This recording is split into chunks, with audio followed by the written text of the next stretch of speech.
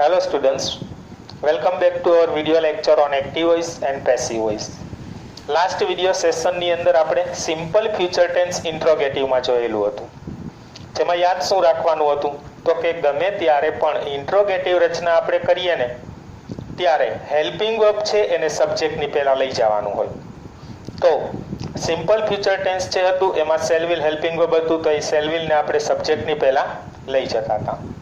તો આજના આ વિડિયો લેક્ચરની અંદર આપણે સિમ્પલ મોડલ ઓક્સિલરીઝ જે છે એને ઇન્ટ્રોગેટિવમાં જોવાની છે, એટલે કે પ્રશ્નાર્થ રચનામાં જોવાનું છે. તો મોડલ ઓક્સિલરીઝ એટલે શું તમને ખ્યાલ જ છે? Can, could, may, might, should, would, must, અને આપણે શું કહીએ છીએ? Modal auxiliaries. બરાબર. તો સિમ્પલ મોડલ ઓક્સિલરીઝ ઇન્ટ્રોગેટિવમાં કરીએ તો એ પણ કંઈક સિમ્પલ ફ્યુચર ટેન્સ જેવું જ છે. એમાં કાંઈ એટલો બધો ચેન્જ છે નહીં.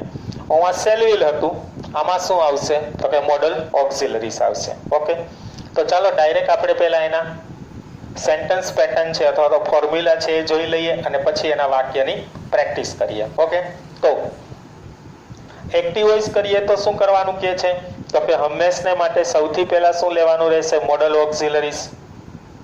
આમાં શેલ વિલ લેતા હતા, અહીંયા શું આવી જશે? મોડલ ઓક્સિલરીઝ આવી જશે. ત્યાર પછી શું મૂકવાનું છે તો કે સબ્જેક્ટ કરતા. કઈ રીતે મળે આપણને ખબર છે? હુ ક્વેશ્ચન કરવાથી વર્બને. ત્યાર પછી શું આવે છે? V1 મોડલ ઓક્સિલરીઝ છે, સિમ્પલ છે એટલે એની સાથે હંમેશા V1 જ આવશે, એટલે V1 મૂકીશું. ત્યાર પછી તો કે ઓબ્જેક્ટ આવે છે જેને આપણે શું કહીએ છીએ? કર્મ. કેવી રીતના મળશે તો કે હોટ ક્વેશ્ચન કરવાથી અને હુમ ક્વેશ્ચન કરવાથી વર્બને. અને લાસ્ટમાં શું આવશે? ETC અને ક્વેશ્ચન માર્ક. આ હતી આપણી એક્ટિવની પેટર્ન મોડલ ઓક્સિલરીઝમાં. તો હવે આપણે જોઈએ પેસિવ વોઇસ માટે. તો પેસિવ વોઇસ કરવું હોય તો પહેલા તો એ યાદ રાખવાનું છે કે પ્રશ્નાર્થ વાક્ય રચના છે એટલે એક્ટિવ વોઇસ હોય કે પેસિવ વોઇસ હોય, હેલ્પિંગ વર્બ તો હંમેશા સબ્જેક્ટની પહેલા જ આવશે. ઓકે, તો અહીંયા આપણે મોડલ ઓક્સિલરીઝ લીધી, અહીંયા પણ એ જ, ઓમાં શેલ વિલ આવતું તો આમાં મોડલ ઓક્સિલરીઝ. ત્યાર પછી તો કે હવે પેસિવ રચના કરીએ છીએ એટલે એક્ટિવ વોઇસનું જે કર્મ છે એને અહીંયા આપણે સબ્જેક્ટ કરીને લઈ આવવાનું છે, એટલે કે ઓબ્જેક્ટનું સબ્જેક્ટ થઈ જશે. ત્યાર પછી આપણે એ જોવાનું છે B+V3. કી પોઈન્ટ આપેલો છે તો પેસિવ વોઇસ કઈ રીતે ઓળખવું તો કે જ્યારે પણ તમને સેન્ટેન્સની અંદર B+V3 આપેલું હોય એટલે આપણી પેસિવ રચના જ હોય. ઓકે, તો અહીંયા B+V3 આપેલું છે. ત્યાર પછી આવશે ETC અને લાસ્ટમાં આપણે શું મૂકીશું તો કે બાય પ્લસ સબ્જેક્ટનું ઓબ્જેક્ટ. ક્યુ બાય પ્લસ સબ્જેક્ટનું ઓબ્જેક્ટ તો કે એક્ટિવ વોઇસનો જે આપણો સબ્જેક્ટ છે એને આપણે અહીંયા ઓબ્જેક્ટ કરીને મૂકીએ છીએ. અને લાસ્ટમાં શું આવશે? Question mark. આ આપણી એક્ટિવની પેટર્ન, આ આપણી પેસિવની pattern. Same simple future tense જેવી જ છે. ઓમાં ખાલી શેલ વિલ મૂકતા હતા, અહીંયા શેલ વિલ મૂકતા હતા, બાકી બધું જ સેમ હશે. તમે જોઈ શકશો, આગલો વિડિયો લેક્ચર જોજો એટલે તમને ખ્યાલ આવી જશે. બરાબર. તો આ આપણા સેન્ટેન્સ પેટર્ન જે છે એના આધારે હવે નીચે આપણને એક્ઝામ્પલ આપેલા છે એ આપણે સોલ્વ કરીએ છીએ, એટલે લગભગ તમારા ડાઉટ છે એ ક્લિયર થઈ જશે. તો એક્ઝામ્પલનું પહેલું સેન્ટેન્સ આપણને એમ કહે છે can we count the stars in the sky. Gujarati શું થશે? શું આપણે આકાશમાં તારલાઓ ગણી શકીએ? પહેલા તો એ નક્કી કરીએ કે એક્ટિવ વોઇસ આપેલું છે કે પેસિવ વોઇસ આપેલું છે. તો એનો કી પોઈન્ટ તમને આપેલો જ છે. B+V3 આપેલું હોય તો પેસિવ વોઇસ અને મોડલ ઓક્સિલરીઝ +V1 આપેલું હોય તો એક્ટિવ વોઇસ. તો જો આપણી મોડલ ઓક્સિલરીઝ કોણ છે? કેન. ત્યાર પછી શું આપેલું છે આપણને? કાઉન્ટ. એટલે કે મોડલ ઓક્સિલરીઝ +V1 આપેલું છે એટલે આપણું સેન્ટેન્સ છે એ કેવું થશે? એક્ટિવ વોઇસ થશે. તો એક્ટિવ પેસિવ આપણે જોઈ લીધું. તો હવે આપણે એને શેમાં કરવાનું છે? પેસિવ વોઇસમાં. પણ પેસિવ વોઇસ કરીએ ત્યારે આપણને ખબર હોવી જોઈએ કે આપણો સબ્જેક્ટ કોણ છે અને આપણું ઓબ્જેક્ટ કોણ છે. તો ચાલો ક્વેશ્ચન કરીએ. કાઉન્ટ ગણી શકીએ. હુ કાઉન્ટ કોણ ગણી શકીએ અથવા તો કોણ ગણી શકે? તો વી. તો વી છે એ આપણો શું છે? સબ્જેક્ટ છે.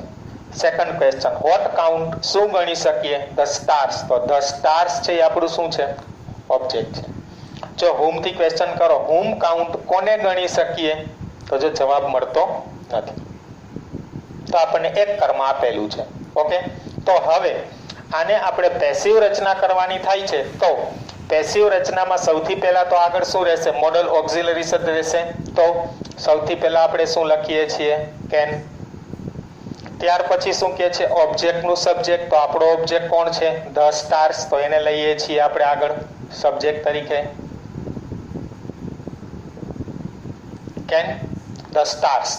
ત્યાર પછી શું કહે છે? B+V3 કરવાનું છે. તો B નું બી રાખીએ છીએ. હવે કાઉન્ટ એનું V3 રેગ્યુલર વર્બ છે એટલે કાઉન્ટેડ જ આવશે.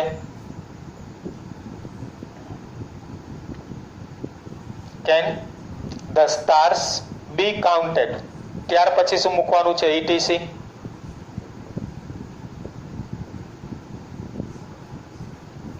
ઇન ધ સ્કાય એ આપણું ETC છે. અને લાસ્ટમાં શું મૂકવાનું છે? બાય પ્લસ સબ્જેક્ટનું ઓબ્જેક્ટ. તો આપણું સબ્જેક્ટ કોણ છે? વી. તો એનું શું થઈ જશે? By us. અને લાસ્ટમાં ક્વેશ્ચન માર્ક. તો આખું સેન્ટેન્સ છે એ આપણું શું બન્યું? Can the stars be counted in the sky by us. એમાં કદાચ આપણે બાય અસ ન મૂકીએ, એજન્ટ વગરની વાક્ય રચના કરીએ તો પણ ચાલે. શા માટે એવું? તો કે તારલાઓ અને એને ગણવાની વાત છે તો હ્યુમન બિંગ જ છે કે જે એવી ટ્રાય કરી શકે, કોશિશ કરે અથવા તો ગણે. એટલે એવું જરૂરી નથી કે મૂકવું જ. ન મૂકો તો પણ ચાલે અને મૂકેલું હોય તો પણ ખોટું પડશે નહીં. તો answer can the stars be counted in the sky એવો પણ કહી શકાય અને can the stars be counted in the sky by us એવું પણ કહી શકાય. ઓકે, સેકન્ડ સેન્ટેન્સમાં જોઈએ.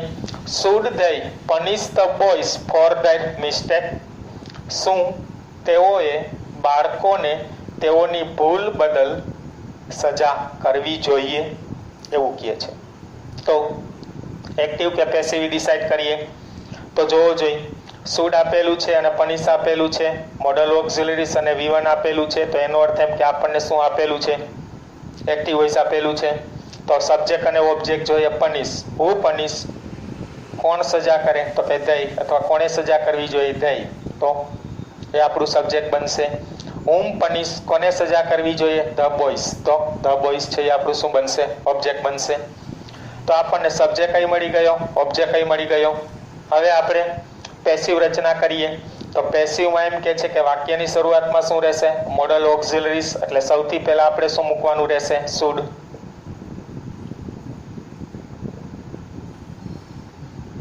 ત્યાર પછી શું કહે છે? ઓબ્જેક્ટનું સબ્જેક્ટ. તો આપણો ઓબ્જેક્ટ કોણ છે? The boys. ત્યાર પછી શું કહે છે? B+V3. તો બી તો એમ જ રહેશે, કાંઈ એમાં ફેર થશે નહીં. પનિશ આપેલું છે રેગ્યુલર વર્બ એટલે શું થશે? Punished. Should the boys be punished. ત્યાર પછી શું કહે છે? ETC. તો ETC શું આપણે આપેલું છે? For their mistake.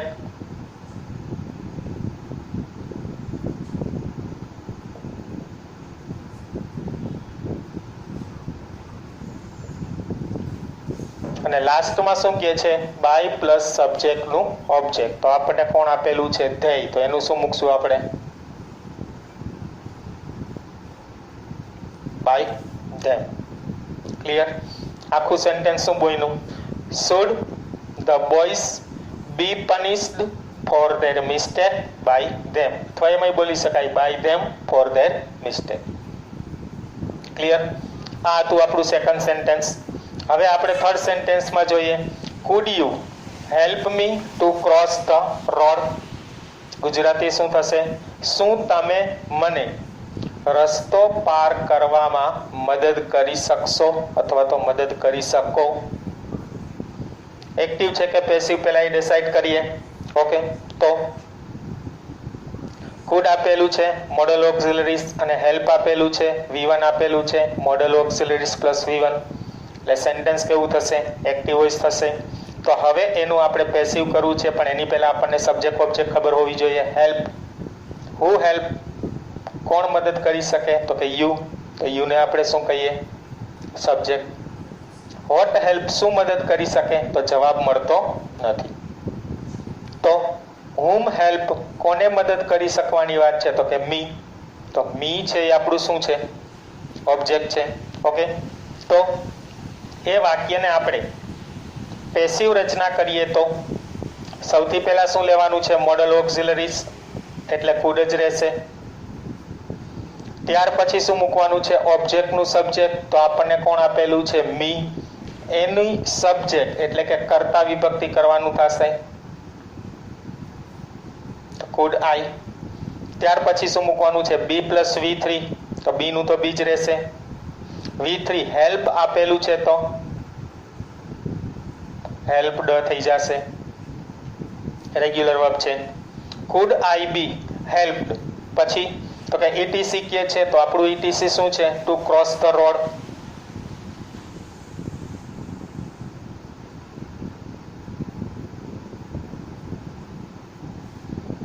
અને લાસ્ટમાં શું કહેવા માંગે છે? બાય પ્લસ સબ્જેક્ટનું ઓબ્જેક્ટ, તો આપણું કોણ આપેલું છે? સબ્જેક્ટ યુ આપેલું છે, તો શું થઈ જશે? By you. અને લાસ્ટમાં શું આવશે? Question mark. ઓકે, આખું સેન્ટેન્સ શું બન્યું? Could I be helped to cross the road by you. અને એમ પણ બોલી શકાય, could I be helped by you to cross the road. Okay, બે વાક્ય આપણા સાચા જ પડશે, એમાં કાંઈ ખોટું પડશે નહીં. થર્ડ સેન્ટેન્સ જોઈએ, ફોર્થ સેન્ટેન્સ જોઈએ.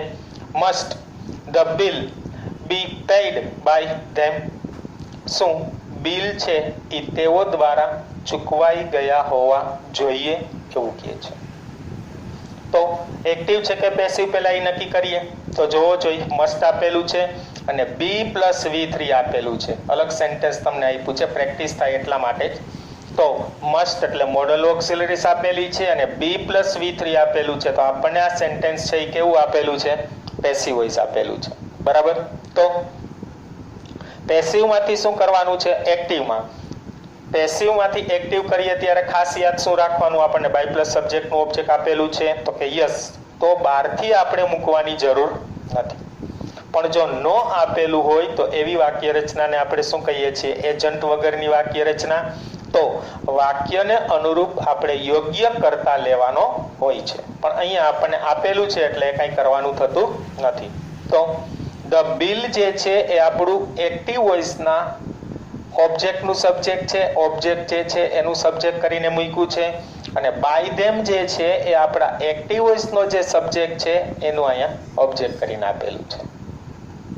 તો આપણે હવે સેન્ટેન્સ પેસિવ આપેલું છે, કરવાનું છે એક્ટિવ વોઇસ આપણે. તો એક્ટિવ કરો કે પેસિવ કરો, આ વસ્તુ તો યાદ રાખવાની જ છે. નીચે હોય તો ઉપર બદલી જાય, ઉપર હોય તો નીચે બદલી જાય. એટલે આની પ્લેસ જે છે આપણે બદલવાની છે અને આ પેટર્ન પ્રમાણે સેન્ટેન્સ કરવાનું છે. તો સૌથી પહેલા શું લેવાનું થશે? મોડલ ઓક્સિલરીઝ. તો આપણને શું આપેલું છે? મસ્ટ. ત્યાર પછી શું કહે છે? કર્તા લેવાનો છે, પણ કયો કર્તા? તો કે અહીંયા જે આપણને આપેલો હોય એને કર્તા તરીકે લેવાનું છે. તો બાય ધેમ છે એનું સબ્જેક્ટ કરવાનું છે, તો શું આવશે? ધેય. Must they. ત્યાર પછી શું કહે છે? V1. તો જો બી પેઇડ આપેલું છે, બી છે એ નીકળી જશે, V3 છે એનું V1 થઈ જશે. તો પેઇડ નું V1 શું થશે? પે, ચૂકવવું. બરાબર. Must they pay. પછી શું કહે છે? ઓબ્જેક્ટ. તો હવે જે અહીંયા આપણને સબ્જેક્ટ આપેલો હશે એ અહીંયા ઓબ્જેક્ટ થઈ જશે. તો આપણને ધ બિલ આપેલું છે, તો શું રહેશે? ધ બિલ જ. નાઉન આપેલું છે તો કાંઈ નહીં થાય. સર્વનામ આપેલા હોય તો વિભક્તિ બદલે. તો must they pay the bill. ત્યાર પછી તો કે હવે આપણને એમ કે છે ETC. તો જોવો જોઈએ એમાં ETC આપણને કાંઈ આપેલું છે તો કે નથી આપેલું, તો એવું કાંઈ આપણે બહારથી લઈને મૂકવાની જરૂરિયાત નથી. તો અહીંયા આપણું સેન્ટેન્સ પૂરું થઈ જાય. Must they pay the bill. શું તેઓએ બિલ ચૂકવવું જ જોઈએ, એવું કહે છે. આ પેસિવ. આ આપણે શું કર્યું? Active voice. બરાબર. હવે ત્યાર પછીનું આપણને જે ફિફ્થ સેન્ટેન્સ છે એ જોઈએ. should our promise be kept by us. શું કહે છે? should our promise be kept by us. શું આપણું પ્રોમિસ આપણા દ્વારા પડાવવું જોઈએ અથવા તો પાડવું જોઈએ. એક્ટિવ છે કે પેસિવ પહેલા એ ડિસાઈડ કરીએ. તો શુડ આપેલું છે અને બી કેપ્ટ આપેલું છે. અહીંયા જોઈ શકો છો મોડલ ઓક્સિલરીઝ આપેલી છે અને બી પ્લસ V3 આપેલું છે આપણને. તો અહીંયા આપણને જે સેન્ટેન્સ આપેલું છે એ સેન્ટેન્સ કેવું છે? પેસિવ. આપણે શું કરવાનું છે? એક્ટિવ. પણ એની પહેલા આપણે શું જોવાનું? તો કે આપણને સબ્જેક્ટ અને ઓબ્જેક્ટ આપેલા છે, પેસિવમાં હોય અને એક્ટિવમાં હોય. પણ પેસિવમાં ઘણી વખત ન હોય તો આપણે બહારથી લેવાનું થતું હોય છે. અહીંયા અવર પ્રોમિસ જે છે એ આપણું ઓબ્જેક્ટનું સબ્જેક્ટ છે અને બાય અસ જે છે એ આપણું સબ્જેક્ટનું ઓબ્જેક્ટ છે. કોના? તો કે એક્ટિવ વોઇસના. અહીંયા જે આપેલી છે બે આપણને પ્લેસ, એ બંને પ્લેસ બદલાવી નાખવાની, અહીંયા લઈ લેવાની અને આ પેટર્ન પ્રમાણે સેન્ટેન્સ કરી નાખવાનું. એટલે આપણું કેવું બની જશે વાક્ય? Active voice. તો ચાલો જોઈએ. એક્ટિવ કરીએ તો સૌથી પહેલા આગળ શું લેવાનું છે? તો કે મોડલ ઓક્સિલરીઝ શું આપેલી છે? શુડ. સૌથી પહેલા આગળ શું લેશું? શુડ. ત્યાર પછી શું કરવાનું કે છે? તો કે કર્તા લેવાનું છે. હવે આ કયો કર્તા આવશે? આ જે છે એ નહીં તો આવશે જ નહીં. અહીંયા જે આપણને પાછળ આપેલો છે એ આપણા એક્ટિવનો કર્તા છે, તો શું આવશે? વી આવશે. Should we. ત્યાર પછી તો કે V1 લેવાનું કે છે. જો અહીંયા બી અને કેપ્ટ આપેલું છે, બી તો નીકળી જ જશે. અને ત્યાર પછી શું કરવાનું છે? તો કે કેપ્ટ આપેલું છે એ V3 છે, એ V3 નું આપણે V1 કરવાનું છે. તો કેપ્ટ નું V1 શું થશે? કીપ. Should we keep. ત્યાર પછી શું કહે છે? ઓબ્જેક્ટ લેવાનું છે. આ ઓબ્જેક્ટ ક્યાં હશે? તો કે મોડલ ઓક્સિલરીઝ પછી, એટલે કે અવર પ્રોમિસ.